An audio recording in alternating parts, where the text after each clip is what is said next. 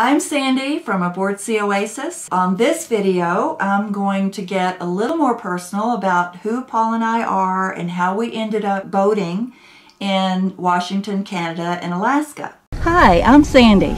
And I'm Paul, and we're aboard Sea Oasis. We always enjoyed outdoor activities and exploring, and so now we're spending time exploring in the San Juan Islands, as well as Canada, and eventually Alaska. So welcome aboard. In the past year, you have seen Paul and I many times on our channel Aboard Sea Oasis. Our attempt in this video is also to help you get to know us. Paul was raised in Alaska. His parents were missionaries, and they would go on furlough in the Dallas-Fort Worth area about every 4 years. I grew up in Dallas, a suburb of Dallas. I didn't know his family then. But when I was 19 and Paul was 21, I happened to be in Arlington and went to church there, and he was in town taking lessons from his brother, who's also a pilot, and we met. This was during the time of President Reagan. Post-it notes were new. Dallas was a hit TV series. We were introduced to Indiana Jones and saw Superman 2. Columbia, our very first space shuttle mission. And on Golden Pond was released and was and still is one of my favorite movies.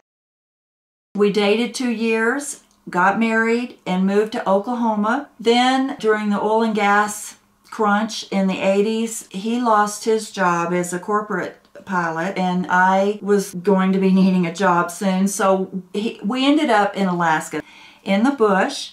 So I've experienced that life, and somebody straight out of Dallas, Texas, that wasn't exactly what I expected it to be, but we got through it and ended up shortly after that moving to Anchorage. That's where both of our kids were born. We have a son who is now 35 and a daughter who's 32. We lived there for about 7 years, and then Paul did get that job as a commercial pilot that he had been working towards. So we moved to Illinois. We were there not long, about his first year, and then we moved to Colorado because that is where we wanted to raise our children.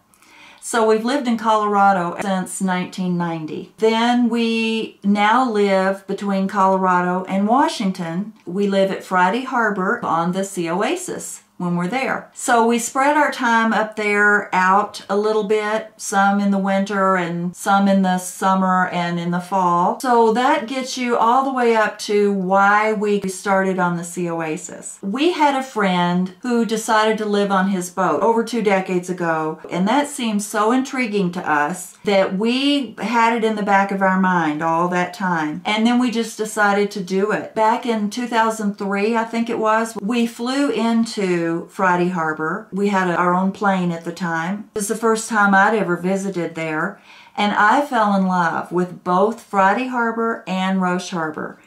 And I remember buying a picture that someone had painted there. That picture sits on the wall in our boat. As we were flying back to Oregon that afternoon, I said, "Would you ever consider living on an island like that?" And he said, "I don't know, maybe." And here we are. We're doing it, and we're having the time of our lives. Hi, everybody. Hi. Paul and I would just like to answer some questions about marriage since this is our 39th anniversary. We're not setting our marriage up as perfect and as though we are an example of, you know, the best marriage out there, because we know we're not. We've had some really hard times. We've had some great times, and how we got through all of it. I think our perspective looking back and possibly looking forward might be helpful. So here we go. So what was our erroneous thoughts about marriage before we got married? You want to talk about that first? You go first. I go first? Okay. I thought... I made some notes because I'm not good just on the fly. I thought that the very few things that I did not like about Paul, you know, he was perfect in a lot of ways for me, but there were a few things that bugged me about him. And I thought after we got married, no problem, I could, you know, do some life coaching and gently change him. That does not happen. A person is who they are, and you're not changing them. So, that you could tend to see all the good and not imagine the parts that you might not like. I think you can make your opinions known. It's easy to just look at the fun, the bright side, and not look at the day-to-day of being together, the things that come along that aren't so much fun. Okay. What surprised you after we got married? The thing that surprised you the most? It doesn't have to be about me. It can be about anything. I don't know.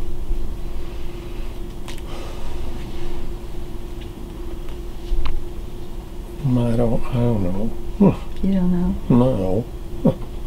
What's nothing That's why surprised you were supposed me. to think of answers. I know, before we but it got didn't here. mean I had an answer. Oh. Probably surprised me the most, quite honestly, how many things we didn't agree on.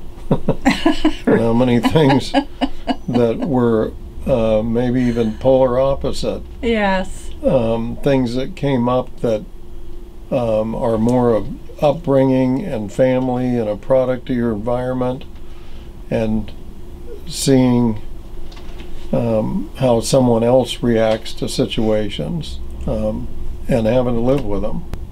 Having to live with me. I was surprised. We had an apartment, and I thought things were clicking along just like they should, and then we had a friend start building a house, and Paul immediately wanted to go build a house, and I was shocked. We hadn't even been married a year, and I didn't know what to think about building a house. All I'd ever heard is it's a great way to get divorced. That was a big surprise to me. I'm glad we did it. It was a good experience. I learned I don't like to wait for a house to be built. That's just, I'm impatient. And then living away from our family, we've moved a lot. We've lived in a lot of different states. That I never saw myself living in so many states, but I've enjoyed it. It's been very enjoyable. But I grew up in the same house, in the same town, with the same people around me, and family all around me. And so it never occurred to me that when I got married, that wouldn't continue. And until I met Paul and realized that he had ideas of doing other things, and I thought, well, okay, I'll try that. And it turns out I've really enjoyed all the things we've got to do as far as moving and traveling, and all the different houses we've bought and sold and fixed up and resold. And I mean, we've done a lot of that. Lived in I think it's been 8, what states have we lived in? Oklahoma, Alaska, Texas, Illinois, Texas, Oregon, Colorado, and now we're sharing, we're in our boat right now, and we're in Washington part of the year.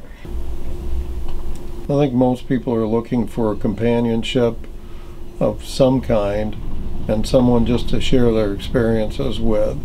Even when you go somewhere, what do you want to do when you're back? You want to show your friends pictures or tell them about your adventures. Maybe it's just your day, and being able to share those things with somebody else is really what brings meaning to it all. In the past year, you have seen Paul and I many times on our channel aboard Oasis. Our attempt in this video is also to help you get to know us. You stole my heart, what is it that you do? My life was great till you added colors. Like the moon needs the sun, we don't care about the others. You set my world on fire. You're my heart's desire. I just wanna love you, just wanna hold you, just wanna be with you till we grow old. Please tell me you'll stay or take. We both like being outside and doing active things like hiking and just being in the boat and exploring places. I mean, we both have an interest in that. I enjoy Paul's sense of adventure. He always is up for something new. You know, whether it's moving or changing states or having a little airplane that we flew together for a while, or having a boat that we're living in and exploring Washington and the San Juans and the Canadian islands and up into Alaska eventually.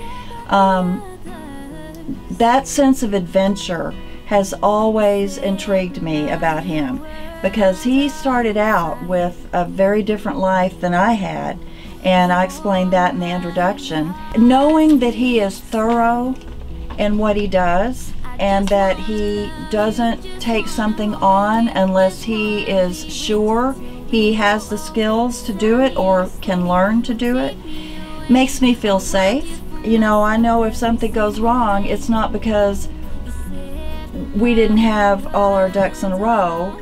Typically, it's more that it could happen to anybody. So his sense of adventure and willingness to, you know, just do the camping and do the boating and all these things that we've got to enjoy. We both have that sense of wonder and what's around the corner. What compromises are most important to make in a marriage? I don't make any compromises. That's the problem, folks. Two people, two different directions, two different interests. It can't be all about one. So compromise is key to longevity. And I'm not talking about compromising beliefs and all. I'm just talking about compromising the simpler things. What are we going to do? When are we going to do it? What kind of things are you interested in? There has to be give and take on it all. The biggest compromise that I have found that I needed to make in marriage is that it's not a competition. We're not competing with each other. It's not who's going to win. And you're willing to listen to the other person's views and talk it out and not end up in some big broil that, you know, you never saw yourself headed towards. You have to remember you're a partnership. You're not a team. I mean, you're a partnership. You're in a partnership, and you are a team, but you're not an opposing team. What has kept our marriage from failing during the hard times? Nothing's going to be perfect. Hard times will come, whether it's hard times with relationship, different struggles with kids, jobs. So committed to each other, committed to God, committed to what you've agreed to in a vow in marriage is key to longevity. One of the hardest times that Paul and I have faced is one of our kids was born with a problem that needed immediate surgery. They needed to be in the hospital. Was it 2 weeks or? It was a week or 10 days in ICU. And that was a shock. I never thought we would ever have that to face, and here the surgeon is teaching me how to do certain things, and the ICU nurse is teaching me how to do certain things, and I'm still trying to wrap my mind around I'm a mother and this is not what I expected, and I was still in a state of shock. And I think if a marriage is going to fall apart, it's probably going to fall apart first when it's something to do with your kids, a loss of a child or major health problem with a child like that. And it was a rough time. It was tough, but you can get through anything with prayer and God. So the last question is, what are our dreams for our future together from this point forward? I think of dreams to continue to do things that are fun, adventurous, as long as we can, but not just for ourselves, but to help others, whether it's helping maybe our kids or family or other people, to be involved in their lives too, because it's not a matter of just being out by yourself, thinking only of yourself, but how you can impact others. I think about the fact that, this spring going with a friend up into western Alaska to a camp to help as they prepare for their summer camping season. And those things to me are just as adventurous and fun, but they actually they're there to expand beyond just what works for me or what's enjoyable for me. Life has more meaning when it involves helping others. Other people. To spend time helping other people here and there, and just keep going. I don't want to sit on a couch and turn into a couch potato in retirement and watch TV all the time. That I just have bigger dreams than that, I guess, for us. By the way, we had a very nice cruise over to Sydney, British Columbia, and we stopped at the beautiful Van Isle Marina. It's a very clean and nice place to go. And we had our anniversary dinner at the Sea Glass restaurant, which has become one of our favorites over the years. We were going there even before we had a boat when we would visit the area. We would definitely give it 5 out of 5 stars. We just love it there. And they have a beautiful view of the marina and all the boats bobbing up and down. It's a real pretty scene. And I hope that this was interesting. I hope it's helped you get to know us a little better. Under this video are comments that you can make.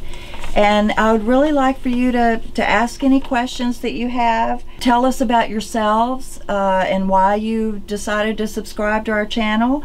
And if you haven't subscribed, please do. Please consider subscribing, because we do a lot of things on this channel. We stay busy, and it's all about boating between Seattle and Juneau. So I hope you enjoyed this video, and I hope you'll subscribe. Make a comment. Bye. Bye. That's it. That's all we got. Okay.